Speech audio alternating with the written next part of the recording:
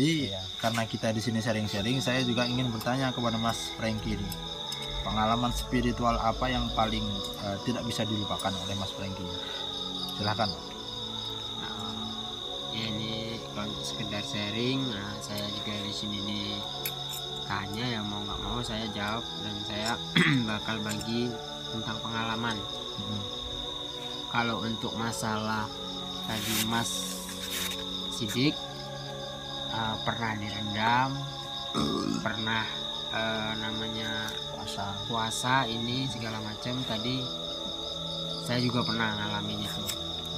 Bukan saya tidak mau omong kosong ya, saya emang benar-benar pernah. Kalau untuk masalah direndam tadi saya juga pernah. Itu saya di sini daerah hutan, masih di Sumatera sini, cuman saya nggak bisa sebutin hutannya mana. Itu masih hutan lindung. Jadi di tengah-tengah itu dibilang sungai bukan, tapi seperti rawa, tapi besar ya, seperti sebuah danau gitu. Nah, danau, bisa dibilang danau. Jadi itu di tengah-tengah hutan, dan itu emang kajian terakhir yang bisa dibilang ujian terakhir. Itu ujian terakhir seperti itu ya. Jadi di situ kita direndam itu dari jam 2 malam. Itu cuman yang di atas air itu cuman kepalanya aja. Berarti segini Mas? Ya, sekitar ini. Posisi tegak apa? Posisi duduk. Posisi itu tuh kita ngambil di pinggiran, jadi nggak dalam. Iya. Jadi itu posisi duduk seperti ini sila. Jadi air itu cuma segini. Cuman kalau kita ke tengah ya dalam. Iya. Jadi di situ ada yang mandu, cuman ditinggal. Tapi ditinggal dari jarak jauh seperti ditinggal itu. Tetap nanti diawasi. Jadi di sana kita bisa dibilang sudah, kalau tadi Mas sampai dengan azan subuh ya. Kalau saya beda Mas. Di situ saya nanti kalau dari segi wajah itu udah bercahaya, ibaratnya kita sudah emang benar-benar keluar auranya. Cuman saya tidak tahu dia lihatnya dari mana. Yang jelas kalau sudah keluar auranya, kita sudah boleh ke atas. Nanti ada kode lagi. Itu dari guru sampean ya? Dulu saya pernah belajar kan. Itu dari guru atau dari padepokan tertentu itu Mas? Kali itu bukan padepokan Mas. Dari guru ya? Guru. Pribadi. Itu saya manggilnya Abah. Abah. Saya manggilnya Abah. Itu masih saya ingat namanya Abah Sayuti.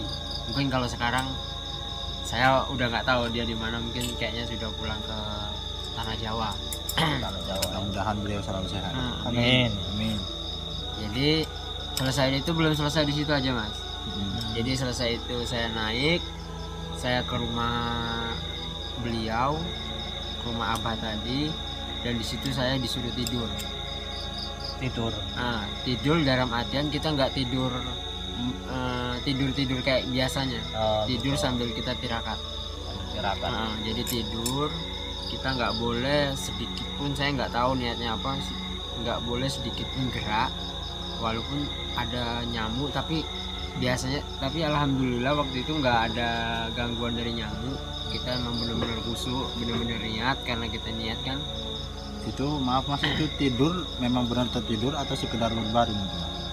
Tidur. Kita emang benar-benar disuruh tidur. Dikasih waktu tidur itu emang sengaja dikasih waktu tidur. Itu kita posisinya kayak seperti orang mati. Dan posisi arahnya itu seperti gimana kalau dari kiblat ke utara gitu, apa kiblat ke timur. Nah, posisinya seperti itu.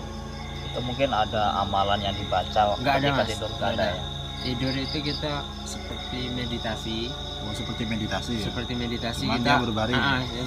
Cuman kita nggak ada yang kita baca, intinya kita nenangin diri. Apa yang kita rasakan tadi di sebuah danau tadi, nah disitulah kita nanti. Jadi aura dari danau itu naik semua ke situ. Seperti itu ya.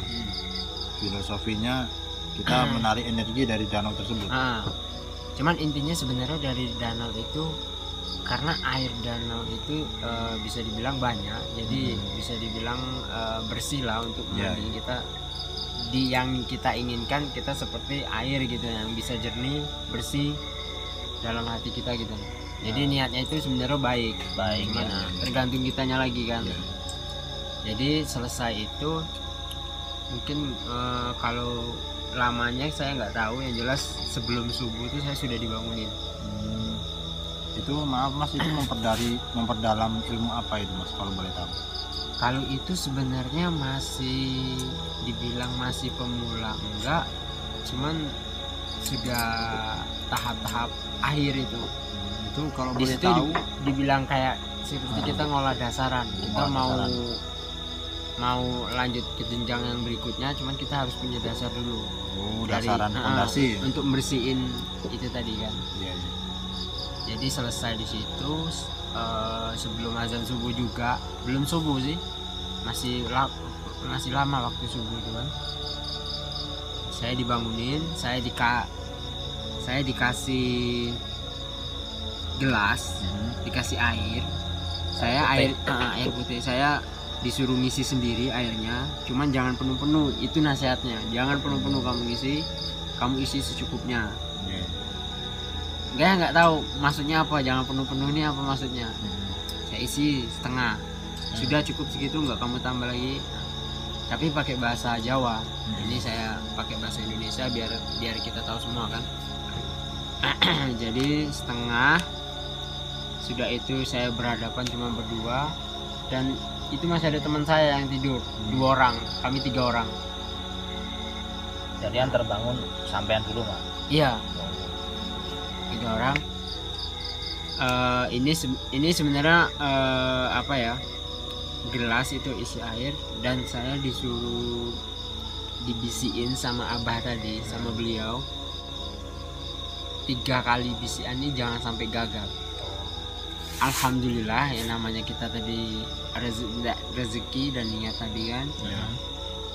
Dalam 1 kali bisian alhamdulillah apal. Itu kalau boleh tahu Mas, bisiannya tuh seperti apa sih? Ini Sebuah mantra atau penasaran ini. nasihat atau apa itu? Sebenarnya gini Mas ya. Sebenarnya kita orang Jawa ini sebenarnya kita masing-masing manusia. Ini saya dijelasin dari abahnya ya. Kita sebenarnya punya seperti kunci untuk jati diri kita. Ini yang saya dapat ya Mas. Jadi kita dikasih kunci. Ini kunci sampean. Ini bisa turun kunci ini ke anak cucu sampean, cuman bukan untuk orang lain. Bukan untuk sampean sendiri gitu ya. Jadi iya, ini bacaan bukan untuk didengarkan untuk orang lain. Ini privasi sampai akhir hayat gitu.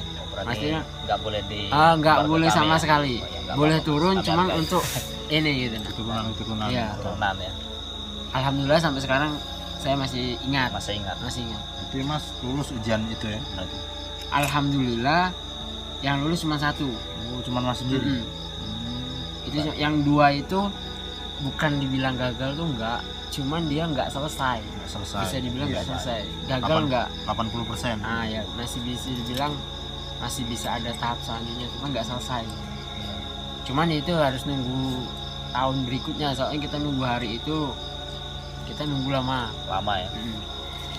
Jadi selesai itu tadi sudah dibisikin, alhamdulillah dalam 1 kali bisikan hafal ya. Terus abahnya minta, si beliau tadi minta suruh ngucapin kembali ke abahnya tadi. Seperti itu pengetesan. Berarti dari makrot semua segala macam itu pas, oke. Iya. Langsung dapat ijazah, disalamin, selesai. Terus sampai situ belum juga, si abah ada tulisan. Kalau yang satu ini emang agak panjang tulisannya. Kalau ini tulisan mungkin kertas. Ini maaf Mas ya, ini mungkin agak sedikit aneh, bisa dibilang aneh ya. Kertas itu kosong Mas. Kertas kosong. Kosong, beneran kosong. Saya suruh ngapalin kertas kosong gitu Mas. Macam mana ceritanya itu Mas? Ini agak aneh. Kertas kosong gitu ya. Jadi sebenarnya ada tulisannya di ada tulisannya. Cuman nggak kelihatan. Cuman saya dikasih waktu mungkin untuk berapa hari bisa tahu tulisan itu apa dan sampai bisa ngapalinnya. Saya nggak tahu. Sampai sekarang saya nggak bisa baca itu tulisannya. Iya. Jadi ceritanya pernah sempet dimimpiin. Nah dari situ saya tahu itu tulisannya apa. Cuman kalau suruh ngapalin kayaknya nggak udah hafal. Soalnya panjang kali. Panjang sekali. Panjang. Jadi cuman kertas itu sampai cuman gara-gara kertas saya dimimpiin. Mimpinya apa? Ya kertas itu sebenarnya bukan ayat sih, cuman suatu pesan yang bakal nanti untuk diri kita sendiri gitu. Oh gitu. Itu yang saya dapat ya. Iya. Jadi suatu pesan ini saya lupa pesannya apa, yang jelas itu baik sih menurut saya, Baik. positif.